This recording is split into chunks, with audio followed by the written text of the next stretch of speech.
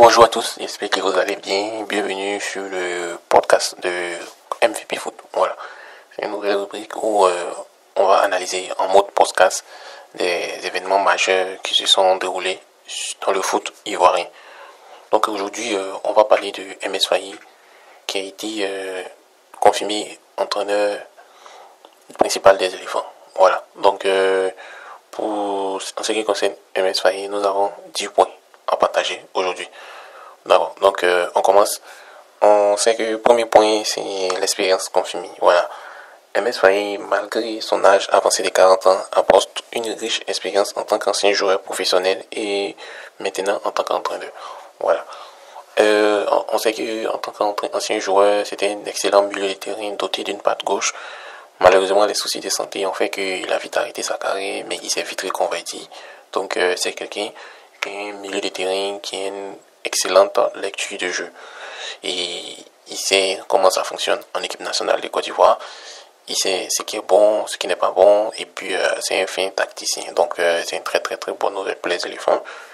Ensuite, le deuxième point, ce qui fait que la nomination de MS Faye est une nomination, très bonne nomination, parce qu'il a eu un succès immédiat. Voilà, dès sa nomination, surtout la période où il était intérimaire, il a eu une fructueuse où il a mené l'équipe de Côte d'Ivoire lors de la CAN et ils ont remporté 4 matchs de suite sur 4 et on a gagné la CAN et puis on a gagné la CAN avec de la manière, avec comme on appelle du génie tactique. Voilà, donc c'est pour dire que MS Faye connaît son poste d'entraîneur et connaît ce qui est le génie tactique, donc c'est une très très très très bonne chose pour nous les Ivoiriens. Ensuite, MS Faye, comme troisième point, va nous apporter la stabilité après une période de transition. Donc, la nomination du MS Faye offre une stabilité à l'équipe nationale de Côte d'Ivoire après une période de transition suite à des changements d'entraîneur précédents. On sait tous que depuis le départ d'Henri Michel, on a vraiment tempêté, on a eu, François Zawi. Après François Zawi, on a tempêté, on a eu Hervé Renard. Après Hervé Renard, on n'a pas eu de bon entraîneur jusqu'à ce que MS Faye arrive. C'est vrai qu'on a eu Jean-Louis Gasset qui a fait un très bon recrutement, mais bon, c'était un peu chaud.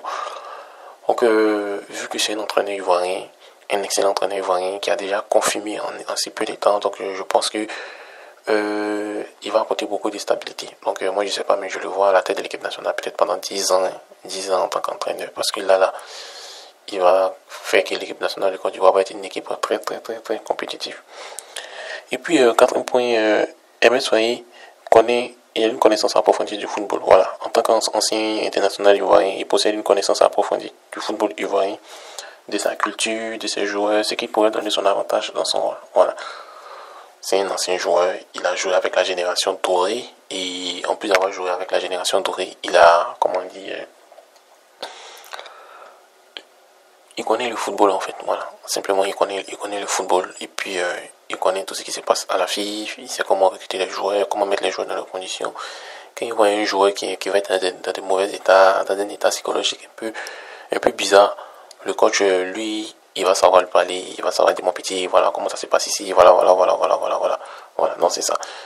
Et cinquième point, on sait qu'il a un style de jeu offensif. Voilà. Dans son succès, lors de la période intérimaire, sujet qu'il favorise un style de jeu offensif et dynamique.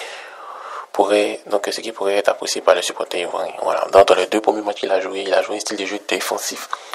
On a vu le style de jeu défensif ivoirien, donc on a vu qu'on a du répondant dans le style de jeu défensif. Maintenant, lors des demi-finales, il a dit que maintenant, on aura un style de jeu offensif. C'est vrai que ça n'a pas été flamboyant en demi-finale. Mais bon, on a vu qu'on a parfaitement maîtrisé le match de bout en bout. Et aussi, lorsqu'on regarde aussi lors de la finale, en fait, voilà, la finale aussi, on a parfaitement maîtrisé le jeu de bout en bout. Mais c'est juste qu'on a encaissé le but, mais on était vraiment sérieux parce qu'on sait que on avait, un style de jeu offensif qui allait payer d'ici à la fin de la période. Voilà. Et puis, 6e point, Faye c'est un leadership éprouvé. Donc, il a démontré ses capacités de leadership en guidant l'équipe à travers les moments cruciaux lors de la CAN intérimaire, montrant qu'il est capable de motiver et diriger ses joueurs vers le succès. On a tous vu, les gars étaient plus bas de leur morale, on devait croiser le Sénégal. Le Sénégal, c'est la meilleure équipe d'Afrique et on devait les croiser. Donc, il a su, peut-être en 3 jours, 2 ou 3 jours, mobiliser remonter le mental des joueurs, pour leur montrer que c'est pas fini, pour leur donner une certaine combativité. Donc c'est une très bonne chose et je pense que il a prouvé son leadership et tout le monde va l'écouter. Voilà, tout le monde va l'écouter, tout le monde va être à l'écoute, tout le monde va vouloir progresser avec Faye MS. Et puis septième point, Faye MS met en valeur les jeunes talents. Voilà, donc avec l'équipe nationale qui regroupe des jeunes talents, Faye MS pourrait être en mesure de mettre en valeur leur potentiel et de construire une équipe compétitive pour les années à venir. Il était l'entraîneur de U23, donc il connaît quel joueur U23 est nécessaire pour nous les Ivoiriens. On va l'intégrer dans l'équipe senior et en plus de l'intégrer dans l'équipe senior, il connaît les maillons faibles de l'équipe senior, donc il va essayer de faire une sauce, comment bien les intégrer, bien mélanger, en tout cas, pour avoir une équipe très puissante. Voilà. Et puis, huitième point, l'objectif de Faye MS s'inscrit dans la continuité. Donc, sa nomination suggère également un désir de continuité dans la gestion de l'équipe nationale, ce qui pourrait favoriser le développement à long terme de l'équipe. Oui, ça va favoriser le développement à long terme de l'équipe. Et moi, je pense que ce développement à long terme de l'équipe va nous permettre d'aller au mondial, au Canada, aux États-Unis, Mexique, et puis aussi d'être un concurrent sérieux pour la CAN 2026. Et moi, je pense que la Côte d'Ivoire peut gagner la CAN 2026, la CAN 2028 et la CAN 2030. Voilà. 2025, 2027, 2029, la Côte d'Ivoire peut gagner. Et neuvième point, on pense qu'il aura des défis à relever. Donc, son succès va le faire face à ces défis parce que tout le monde l'attend, tout le monde s'attend qu'il puisse continuer à gagner les matchs. Donc, il va devoir maintenir la cohésion dans l'équipe, gérer les attentes des supporters, la performance au niveau des de compétition internationale à venir. Voilà.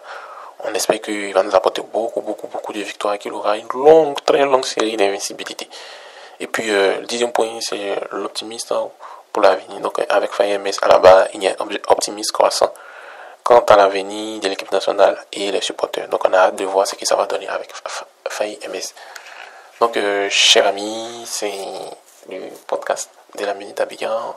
Et, bon, pas la Minute d'Abidjan, les MVP Foot en fait. Voilà, donc c'est le podcast des MVP Foot. On espère que ça vous a plu. Et puis, on pense qu'on va continuer à faire des podcasts. En plus du journal des éléphants, on vous fait des analyses pour vous expliquer un peu ce qui se passe. Donc, on vous remercie et puis passez une agréable journée.